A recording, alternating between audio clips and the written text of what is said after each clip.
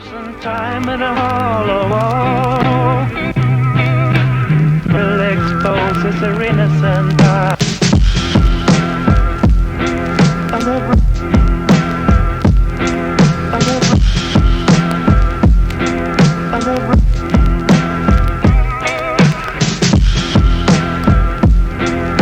Hey, what's up guys, and welcome back to another video. Today I want to focus on these three main elements that I use to build my beats. And these three main elements are going to be drums, sample, and bass.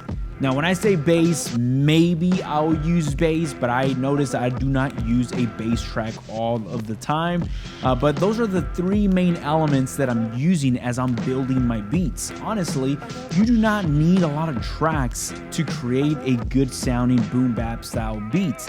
Now, of course, if you want to add a guitar, if you want to add some other keyboard elements, like you could definitely do that, but do not feel forced to do that if it does not need it. Now let's go into our sample, and I want to bring that in. I'm gonna go into my sampler. Let's go ahead and see what we have right here.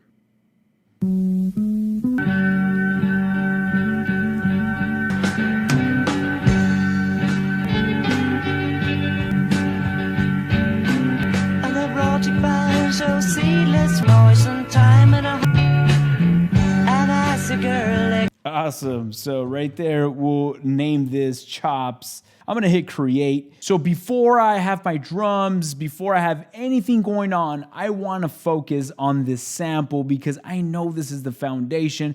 I care about what I'm going to do with the sample. So the sample in this beat is going to take priority on the BPM, and everything else, where is drums and bass or whatever else you want to add to this beat, is going to follow my sample chops that I'm going to come up with. Sometimes it's different. Sometimes I have my drums created on the sequencer and I'm really feeling and vibing what I have going on with the drums, and I want everything to follow the drums. But in this case, it's going to be my sample.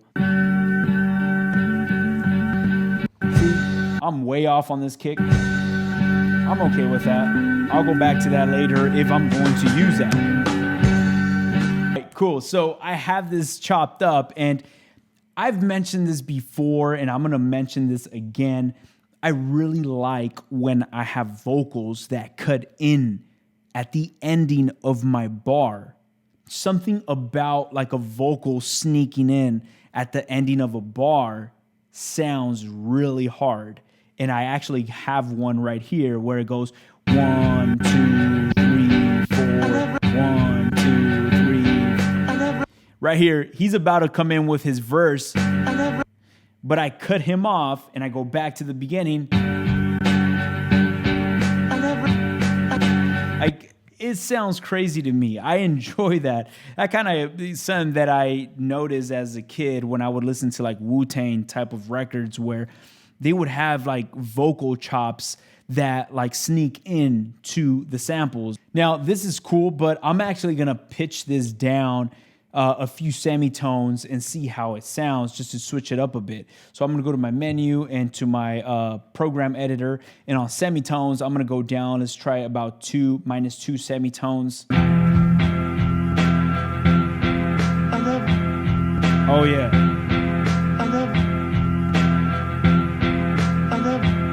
Oh man, yeah, okay, so right there, I'm already feeling that. I know I want that as my foundation. I'm enjoying what I hear right there, so I'm gonna go ahead and lay that. Oh, before I lay that down, we're gonna tap tempo out. I feel like tap tempo is that one underestimated function that, I don't know, I feel like a lot of people don't really focus on. I know there's other ways you can find the BPM on these MPCs, which is awesome, but my favorite way to detect the tempo, it's got to be tap tempo. It's so simple, so easy, and just watch how it works.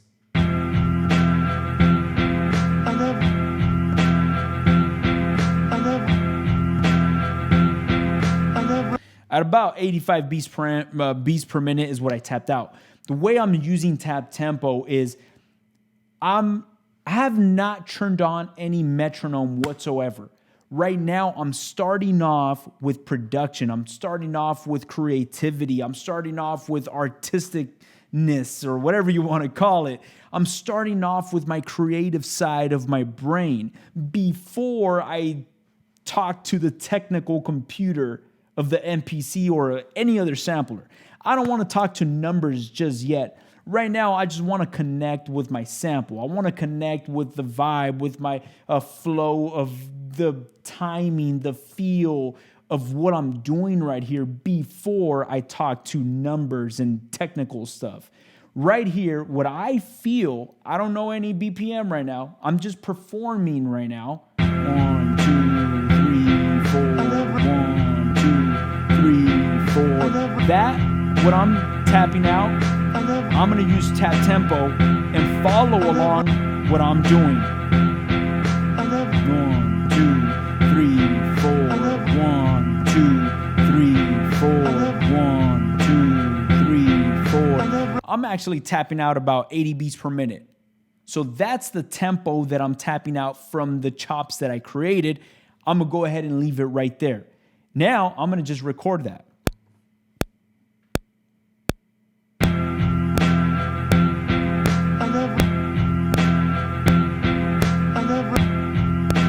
That's it. Everybody's in a different stage of their beat making journey. But some of you guys have commented and said, like, man, it's so frustrating. I can't get the timing to match and my BPM. Like, that's the last thing that I think about. Like, honestly, I'm focused on my feeling, on my connection, on how I'm connecting with this chops that I've created. And that's why I personally love TapTempo, because TapTempo, I'm not going into no menu diving and looking at the machine and seeing what the loop tells me. Like, no, TapTempo is based off of what I feel and what I'm performing. So it's kind of like, yo, follow what I'm doing and go ahead and tell me what that BPM is as I'm performing. Now, talking about simplicity and not adding too much to your beats, because that's mainly what I want to focus on this video, on how simple you can be, but yet so effective. I'm actually not even going to use one-shots for my drums. I actually have some drum breaks that I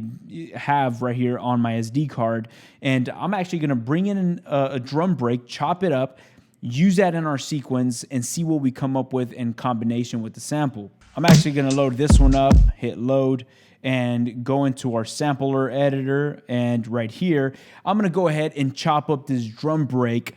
1, 2, 3, 4, 5, 6, 7, 8. Boom, right there.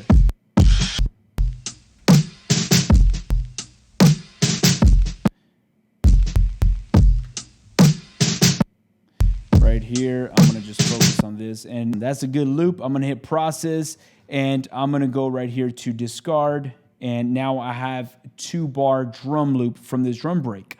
Now what I'm gonna do, I'm gonna go from trim to chop mode. Since I selected a perfect 2-bar loop, I'm gonna go where it says time division, and I'm gonna cut that down to about 1/8.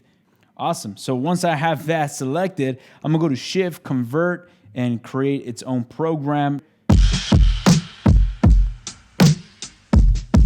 So right there we have our drums. Now that we have the sample foundation laid out on our sequencer, I'm gonna go ahead and hit play. And as I hit play, I'm gonna perform some of these drum break pads, chops that I made earlier, and see how this matches up. And if we have to pitch up or pitch down the drums, we'll go ahead and do that to the drums. But let's see how this sounds.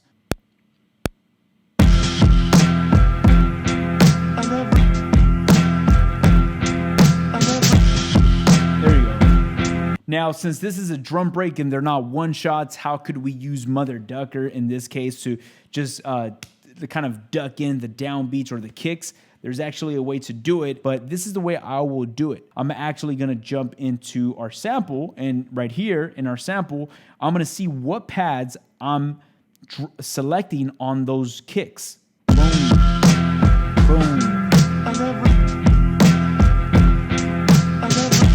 Okay, so it's gonna be these 2 pads. I'll go into the envelope, and in the envelope, I will go into my attack, and I will adjust this manually. I'll go up, let's start at 50%, the attack at 50, I'll drop this middle point. I'm not sure what it is, but I'll drop it down. I will also do this one at about 50, drop this down just a bit and see what this sounds like. I'll drop it down a little more than 50.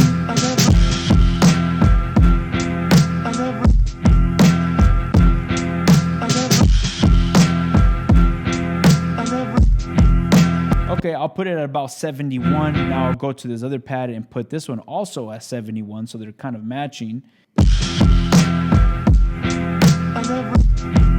There you go.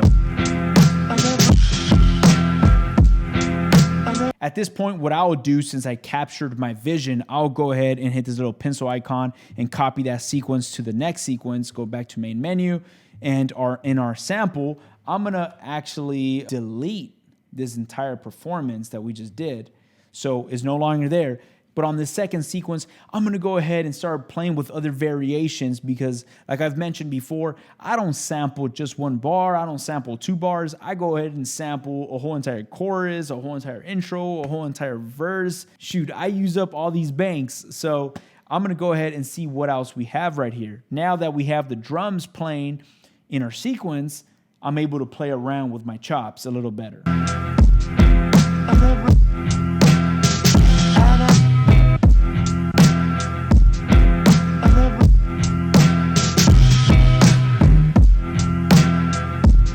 As you guys hear in bank D, I actually have the bass kind of doing the dun dun dun dun dun. So I'm kind of now creating a different melody from the original track, which I'm actually feeling. So I notice that's not 2 bars, that's actually 4 bars. So I'm gonna double the length of that sequence. So now instead of 2 bars, it's 4 bars. So I'm gonna go ahead and lay that down.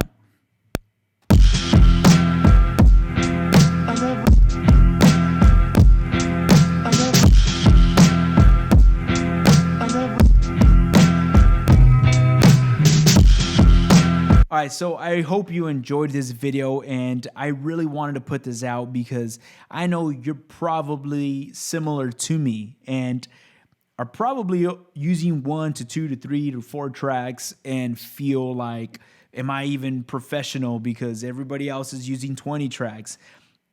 If your beat sounds good, if you got people knocking their heads, you're good. Thank you so much. I will do my best to have this beat out on Bandcamp, so make sure you guys go to the description of this video. Click the link. So seedless for your tears, spending the noisome time in a hollow wall will expose its innocent eye. I